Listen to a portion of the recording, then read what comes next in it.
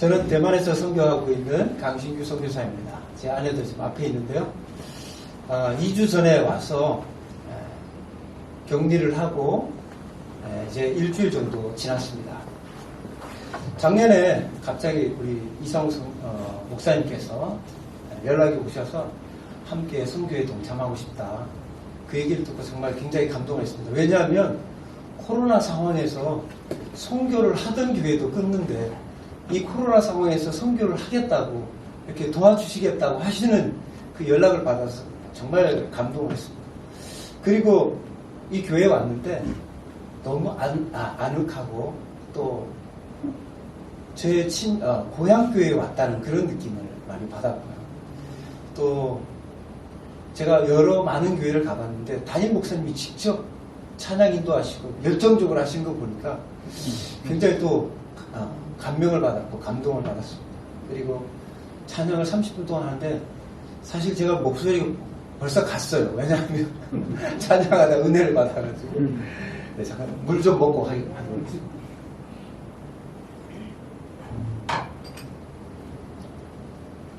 어쨌든 열린민교회 성도님 여러분 함께 하나님의 선교에 동참해 주셔서 너무 감사하고요. 또 이런 귀한 시간을 저에게 주셔서 대만을 소개하고 하나님의 말씀을 나누게 해주셔서 정말 감사합니다. 먼저 하나님의 말씀을 읽겠는데요. 오늘 말씀은 시편 62편 1절에서 2절 말씀입니다. 여러분 가장 좋은 설교는 하나님의 말씀이라고 생각합니다. 그래서 우리가 하나님의 말씀을 읽을 때 한 목소리로 정말 마음을 다해서 함께 읽었으면 좋겠습니다. 자, 읽겠습니까? 네, 그럼 같이 읽겠습니다. 나의 영혼이 잠잠히 하나님만 바라며 나의 구원이 그에게서 나오는도다. 오직 그만이 나의 반석이시여 나의 구원이시여 나의 요새이시니 내가 크게 흔들리지 아니하리로다. 아멘. 자, 우리 옆에 분 바라보시면서 다시 한번 인사하겠습니다. 주 안에서 당신을 사랑합니다. 주 안에서 당신을 사랑합니다.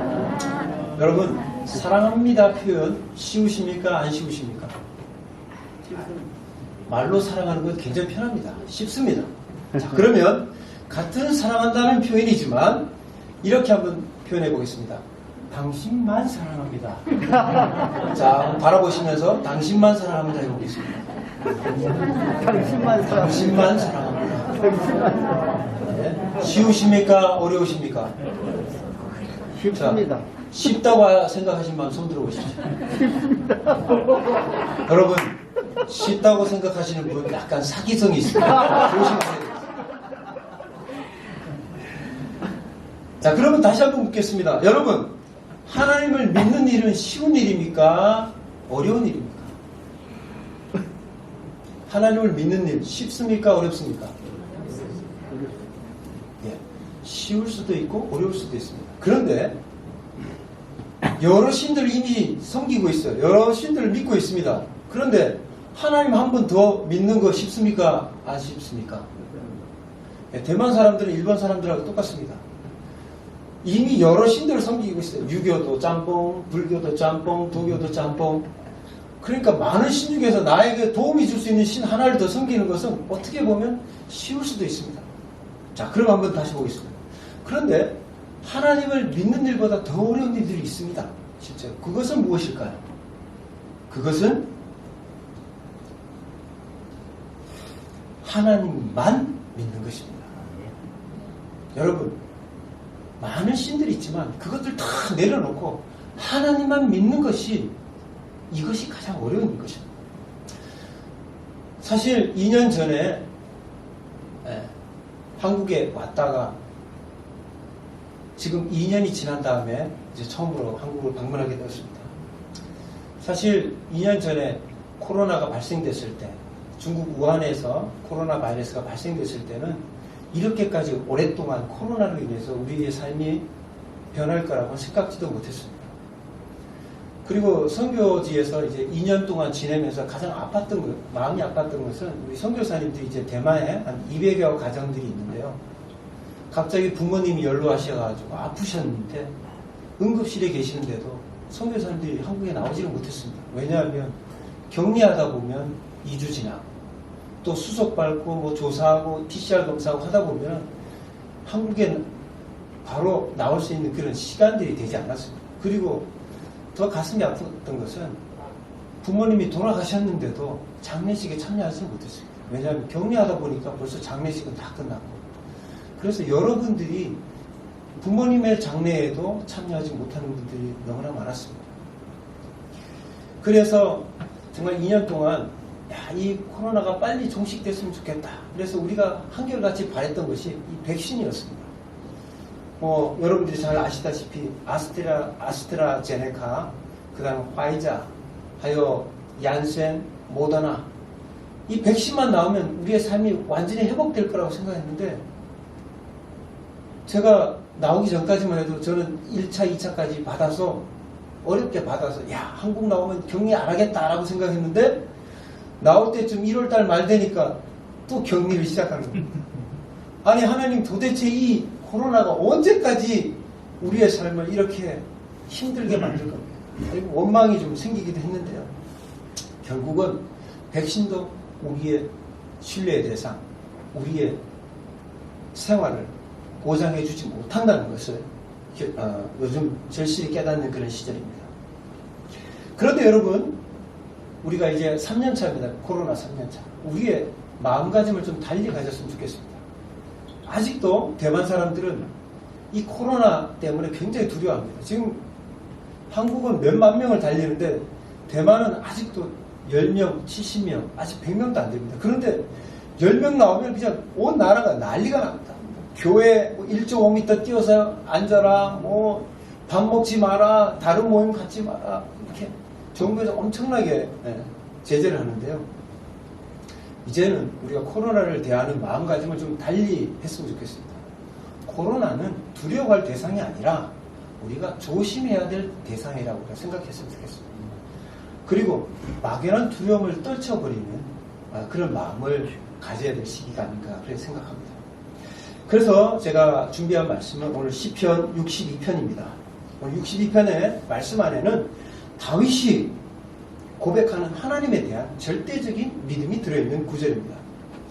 본문 25편을 원어로 보면 다윗의 고백 안에는 오직이라는 단어가 첫 구절에 들어있습니다. 그래서 다윗은 이 62편 안에 무려 6번이나 오직이라는 단어가 나옵니다. 자, 우리가 바꾸어 말하면 다윗도 하나님만 믿는다는 것이 결코 쉽지 않았다는 것을 우리는 추측해 볼 수 있습니다.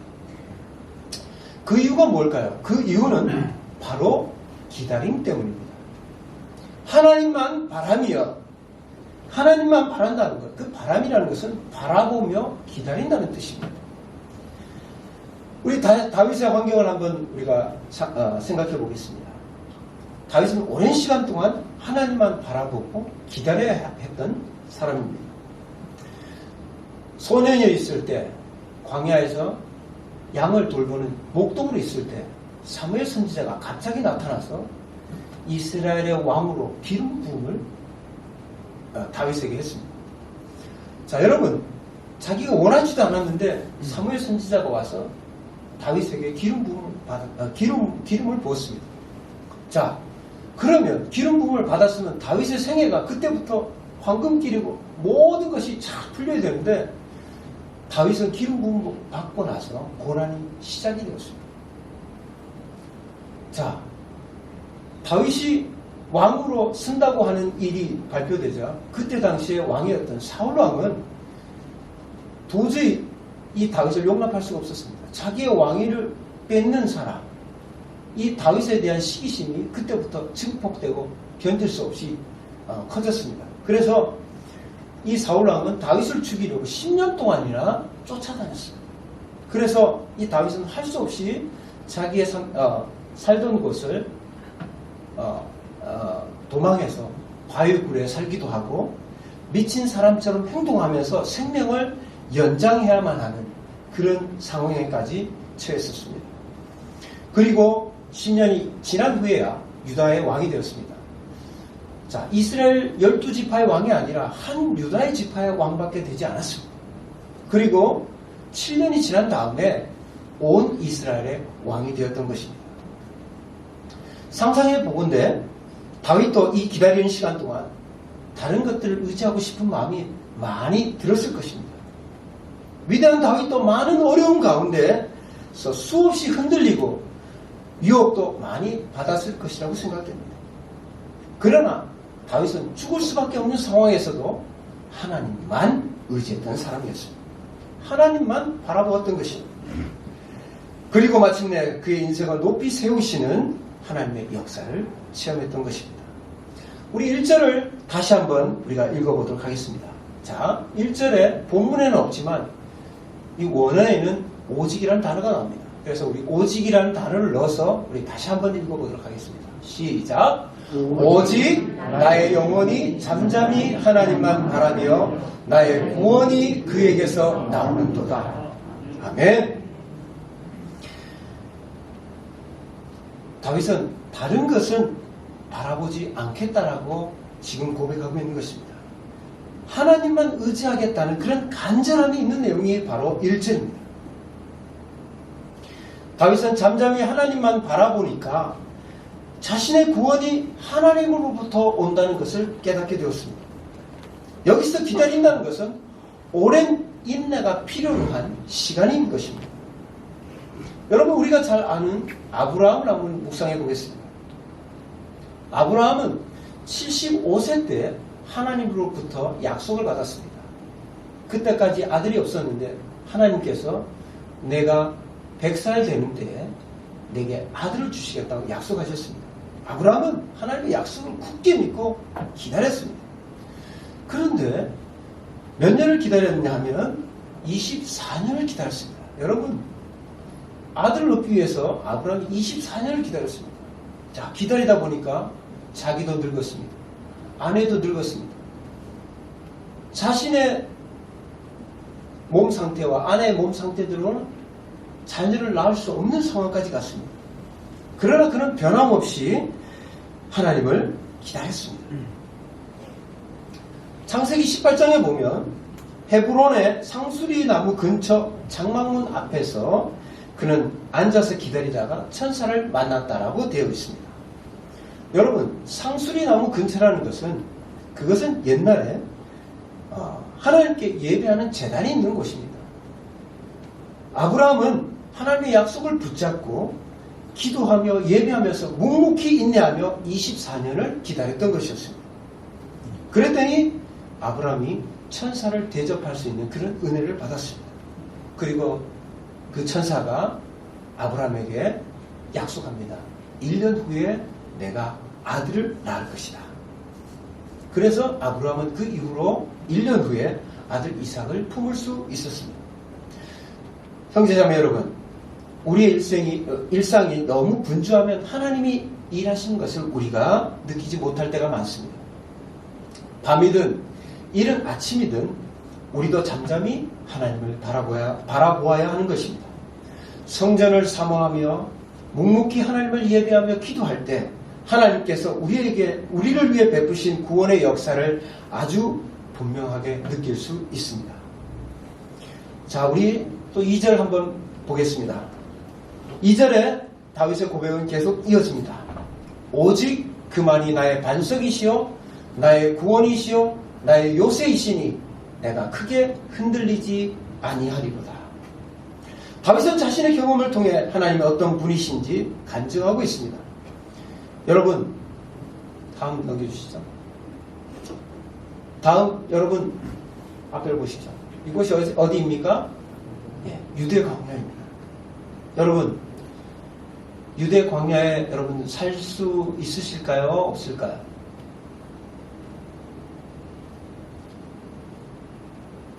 자, 유대 광야에 가면 산은 우리나라 산과 비슷한데 나무와 풀이 없다는 것입니다. 왜냐하면 비가 오지 않기 때문입니다. 자, 물이 없기 때문에 광야에서는 웬만한 사람들은 살 수가 없습니다. 자, 이곳을 사울이 도망간 다윗을 잡으려고 쫓아갔던 곳입니다. 정말 물도 없고 험해서 공격하기도 어려운 곳입니다. 그런데 더 어려운 것은, 힘든 것은 이곳에서 사는 것입니다. 다윗은 사울을 피해서 이 유다 광야에서 살았습니다. 그렇기 때문에 이 유다 광야는 하나님만 의지할 수밖에 없는 곳입니다. 다윗은 바로 이곳에서 하나님만이 자신의 반석이시오 구원이시오 요새이시라는 것을 경험했습니다. 그래서 자신이 흔들리지 않을 수 있다라고 지금 2절에서 고백하는 것입니다. 다음요. 여러분, 반석은 무엇일까요? 반석은 바위라는 뜻입니다. 그런데 이 반석에는 절벽이라는 뜻도 있습니다. 여러분, 이 절벽, 이것은 사해 부근에 있는 엥게디라는 곳입니다. 이곳은 너무 높고 위험해서 일반 사람은 올라갈 수가 없습니다. 암벽 등반가, 전문 등반가라도 장비가 없이는 올라갈 수 없는 것입니다.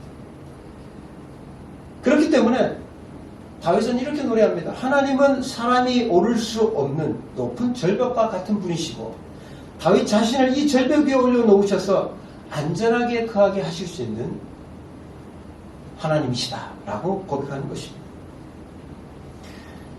여러분, 다음요. 요새는 무엇일까요? 자, 요새도 아주 높은 곳입니다. 아주 높은 진지를 얘기하는 것입니다.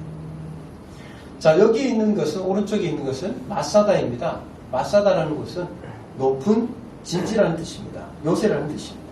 이 마사다는 로마군에게 끝까지 저항한 그런 사람들이 있었던 곳입니다. 그래서 우리가 그림에서 보는 것처럼 이 요새가 높기 때문에 어떤 사람도 이곳을 정복할 수가 없는 것입니다.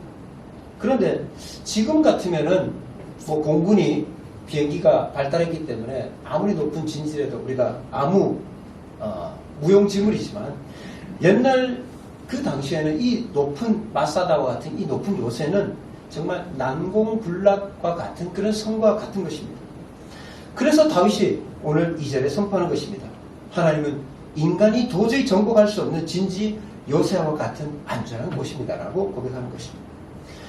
그리고 다윗은 하나님은 반석과 요새와 같다라는 고백 사이에 나의 구원을 놓아놓았습니다. 하나님은 하나님의 반석 되심과 요새 되심으로 인해서 구원을 누릴 수 있고 또한 흔들리지 않을 수 있다라고 다윗은 선포하는 것입니다. 다윗에게 하나님은 언제나 1인칭의 하나님이셨습니다. 다른 사람의 하나님, 나와 상관이 없는 하나님이 아니라 나와 동행하시며 나를 인도하시는 하나님이시라고 고백하고 있습니다. 이 표현들은 그동안 살아가면서 느낀 다윗 자신의 소중한 경험을 얘기하는 것입니다. 성도님 여러분, 여러분은 성공만 한 사람들이 좋으십니까? 실패도 한 사람을 좋아하십니까? 여러분, 실패해 보지 않고 성공만 계속한 사람은 사실 위험할 수도 있습니다. 왜냐하면 자기 자신을 돌아볼 기회가 없을 수 있기 때문입니다. 열림은 교회 성도님 여러분 혹시 실패하신 분이 있으십니까? 실패했다고 좌절하지 마십시오. 실패를 통해서 하나님을 깊이 만나고 의지할 때 더 크게 성장하는 그런 계기가 될 것입니다. 아멘? 자, 그러면 우리가 어떻게 하면 좋을까요? 다윗은 62편 8절에 결론을 말하고 있습니다. 우리 8절 함께 읽도록 하겠습니다. 시작. 백성들아 시시로 그를 의지하고 그의 앞에 마음을 토하라. 하나님은 우리의 피난처시다. 아멘. 다윗은 백성들에게 마지막 두 가지를 당부하고 있습니다. 첫째는 하나님을 항상 의지하라는 것입니다. 여러분, 항상 하나님을 의지한다는 것은 모든 것을 의지한다는 것입니다. 우리가 하나님께 의지하지 못할 큰 일도 없고 의지하지 않아도 될 작은 일도 없는 것입니다. 우리 인생의 최고의 싸움은 하나님만 의지하느냐 안 하느냐입니다. 여러분, 우리의 자신, 주변의 사람들, 환경을 의지하지 마십시오. 오직 하나님만을 의지하시기를 바랍니다. 둘째는 마음을 토하라는 내용입니다. 그의 앞에 온 마음을 토하라는 이 말씀은 문자적으로 번역하면 하나님의 얼굴에 온 마음을 쏟아부으라는 뜻입니다. 즉 하나님의 얼굴을 외면하는 삶이 아니라 하나님과 얼굴을 맞대는 삶을 살아가라는 것입니다. 하나님을 향하는 삶보다 더 복된 것이 없다는 것을 다윗은 경험을 통해서 우리에게 얘기하고 있는 것입니다. 역시 우리가 하나님께 말하지 못할 큰 일도 없고 말하지 않아도 될 작은 일도 없는 것입니다. 그래서 성경 우리에게 명령하고 있습니다. 항상 기도하라. 여러분, 어려운 문제가 있습니까? 하나님께서 하나님께 그것들을 쏟아 놓으시길 바랍니다. 억울한 일이 있으십니까? 하나님 앞에 오늘 말씀처럼 부르짖으십시오. 사람들은 우리에게 잠깐의 위로는 줄 수 있습니다. 그러나 우리에게 완전한 위로, 완벽한 문제 해결은 하나님밖에 할 수 없는 것입니다.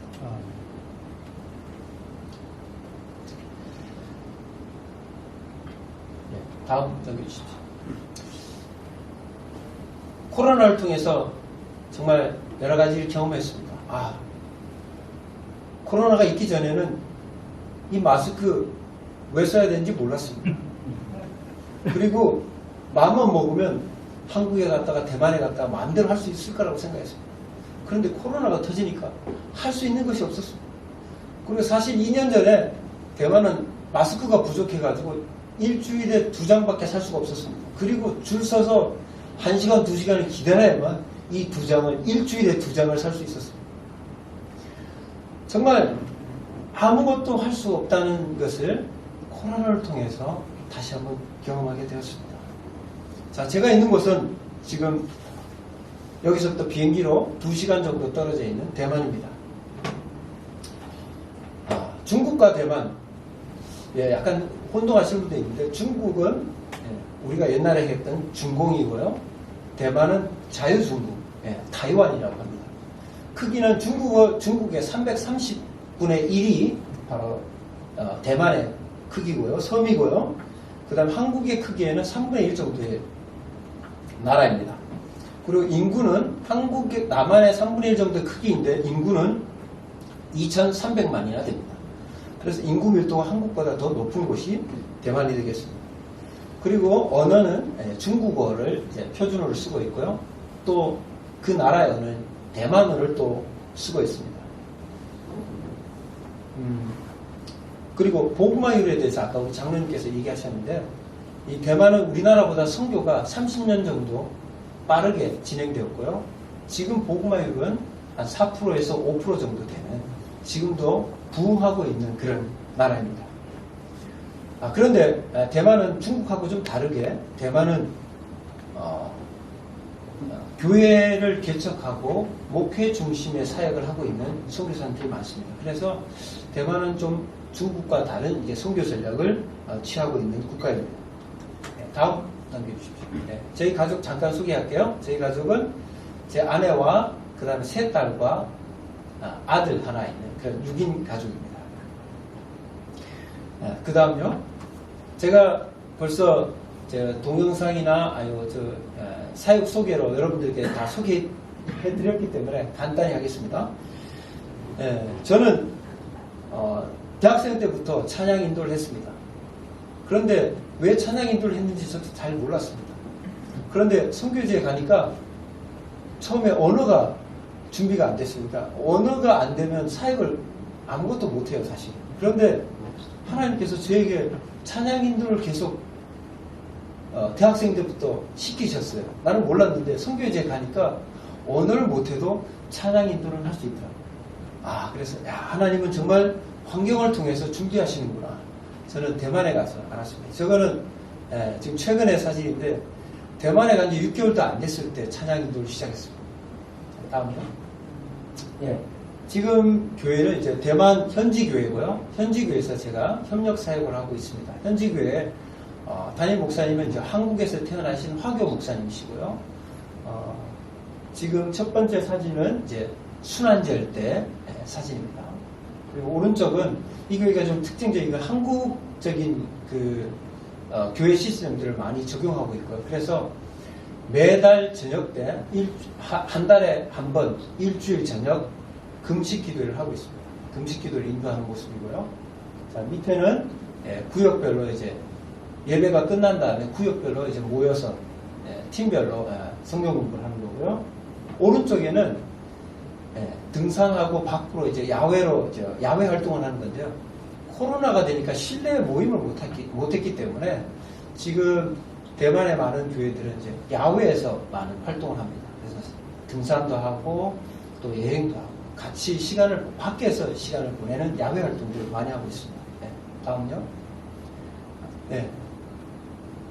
크리스마스 사진은 이제 한 가지밖에 없는데, 크리스마스, 대만은 크리스마스가 25일이 쉬는 날이 아니기 때문에 교회들은 그 전주 토요일 날 크리스마스 행사를 많이 합니다.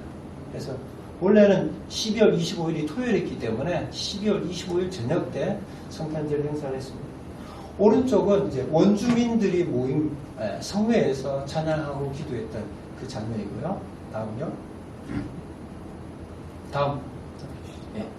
자, 대만에서 요즘 대만 사람들이 좋아하는 나라가 바로 한국입니다. 그래서 왜냐하면 한국이 이제 K-팝이라든지 한국 드라마들을 대만 사람들이 좋아하기 때문에 한국에 대한 관심이 굉장히 많습니다. 그래서 한국어를 배워보자 하는 사람들이 많아서 많은 선교사님들이 이제 한글반 사역들을 많이 하고 계시고요. 자, 한글반 사역들의 핵심적인 목적은 한글을 통해서 믿지 않는 사람들을 교회로 불러들이는 것이고 그 안에서 관심이 있는 사람들을 발굴해서 특별한 전도 모임들을 갖는 것입니다. 그것을 이제 저희들은 행복 모임이라고 하는데 행복 전도 모임이라고 하는데 먼저 한글반을 개설해서 한글반 안에서 관심 있는 사람들을 또 다른 시간에 모아서 그들에게 이제 전도하는 그런 사역을 하고 있습니다. 네, 다음요. 예, 그리고 이제 이 교회에서 또 특별한 것은 이 화교 목사님께서 또 사업체를 하고 있습니다. 그래서 회사를 하고 있기 때문에 그분이 회사를 하면서 사역을 하는 그런 두 가지의 일을 하고 계시는데 그분의 꿈이 자기의 평생에 30개 교회를 개척하고 싶어 하십니다. 그래서 지금 제가 그 교회 간 지 이제 3년이 됐는데 3년 동안 이제 4개 교회를 개척하고 도와주고 있습니다. 그래서 개척한 교회 모습들을 지금 여기에 보여드렸고요. 네, 다음요. 네, 마지막으로 이제 오늘 이제 교도소 사역에 대해서 얘기하는데 교도소 사역을 좀 사진을 좀 여러분에게 좀 보여드리고 싶은데 교도소에 들어가서는 하지 않아야 되는 것이 뭐냐면 사진을 찍을 수가 없습니다. 그래서 이것은 교도소 이제 타이베이 교도소의 밖의 모습인데요. 교도소 안에 들어가서 하는 사역은 저희들 이제 교도소에 들어가시는 선교사님들이 전부 외국인 선교사들입니다. 한 20-30명이 되는데요. 그 안에는 이제 태국 사람, 필리핀 사람, 인도 사람, 인도네시아 사람, 말레이시아 사람 이렇게 해서 연합을 해서 이제 들어가서 그 안에서 1대1로 안에 들어가서 1대1로 이제 죄소자들과 함께 성경 공부하고 전도하고 있습니다. 사실 오늘 제가 6시에 도착했습니다. 왜 일찍 도착했냐면 한 형제가 그 안에 저기 있었던 형제가 가석방을 받고 지금 구미에서 일을 하고 있어서 그 형제를 좀 만나서 식사하느라고 제가 일찍 내려왔습니다. 사실 굉장히 감동됐습니다. 왜냐하면 그 형제가 작년 4월 달에 한국으로 추방받고 이곳에 정착하고 또 직장 다니고 있는 모습을 듣고 굉장히 감명을 받았고 그 형제를 만나서 정말 위로해주고 싶었고 또 그 형제가 대만에 재판을 받으면서 대만 자매랑 자매를 만나게 됐어요. 그래서 그 사람과 계속 이제 사귀게 되어서 이제 결혼을 놓고 이제 준비하고 있기 때문에 또 그 부분에 있어서 상담을 해주려고 왔었는데 어쨌든 이 교도소 사역을 통해서 지금 안에 있는 한국 분들이 6분 정도 있었습니다. 그리고 일본 분이 2명이 있었고요. 그분들을 매주 화요일 날 가서 만나고 그들을 격려하고 그들에게 복음을 전하고 그들을 이제 위로해주고 저 성경 공부를 가르치고 있습니다. 지금 한국 분들은 6분들이 다 예수님을 영접하셨고 또 두 분은 가석방 돼서 2022년 우리가 전적으로 하나님만을 의지하고 하나님 한 분만을 바라보고 의지하며 우리 인생 가운데 놀라운 일들을 경험하는 귀한 한 해가 되게 주시옵소서. 하나님, 우리가 우리 자신을 의지할 수 없습니다. 다른 사람들도 의지할 수 없습니다. 환경도 의지할 수 없습니다. 오직 하나님만 바라봅니다. 하나님, 우리의 모든 것을 하나님께 맡길 때 하나님께서 우리의 하나님 되는 것을 경험하는 한 해 되게 주시옵소서. 하나님, 특별히 열린문 교회, 하나님 세계 선교회 하나님 아버지 동참하고 있습니다. 하나님, 장로님을 비롯하여 권사님, 집사님, 모든 성도님들이 하나님의 마음을 시원하게 해드리는 여름의 시원한 냉수와 같은 그런 하나님 귀한 주님의 종들로 하나님을 기쁘시게 하는 귀한 교회 되게 주시옵소서. 감사를 드리며 예수님 이름으로 기도합니다. 아멘.